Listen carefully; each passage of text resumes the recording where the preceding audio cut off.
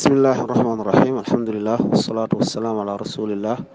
wa ala alihi wa ashaabihi wa man wala mbokk yi ginnaaw bi sant yàlla borom bi subhaanahu wa taala julli ci yonente bi sallallahu alayhi wa sallam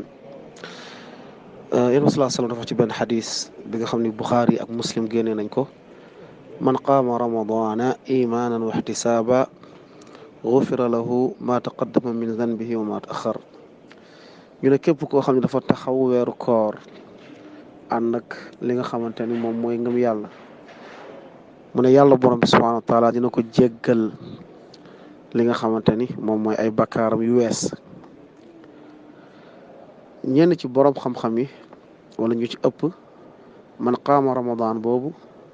comme alxaafid ibnu xajar nu mu ko waxee ak ibnu rajab rahimahumallah ku nekk ci ñoom ci fathul baari ibnu xajar wax na ko ci fathul baari yam ibnu rajab wax ko tamit ci moom it téere mu tuddee fathul baari ñu ne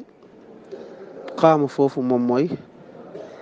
taxawee weeru koor ci julli ak naafila yi nga xam ni moom lañu charial ci biir weeru koor muy julli naafila guddi yi moo xam tarawih la moo xam qiyaamul leyl la ku ko taxawee ci naafila yooyu di ko julli borom bi subhaanahu wa taala dina ko jéggal ay bakkaaram yu wees. moo tax ibnu rajab rahimahullah mu ne ramadan dafa am ñaari jihaad yu ci nekk ci ramadan. jihaad bu njëkk bi mooy jihaadu bëccëg bi moom mooy lan moom mooy woor ko mooy dagg lépp lu aju ci lekk ak naan ak bànneex. mu ne jihaadu guddi bi nag bu nekk ci weeru koor moom mooy taxaw di julli jihaadu guddi bi mooy taxaw di julli comme loolu dafa nekk mbir boo xam ni bu am solo la nit ñi bàyyi ci xel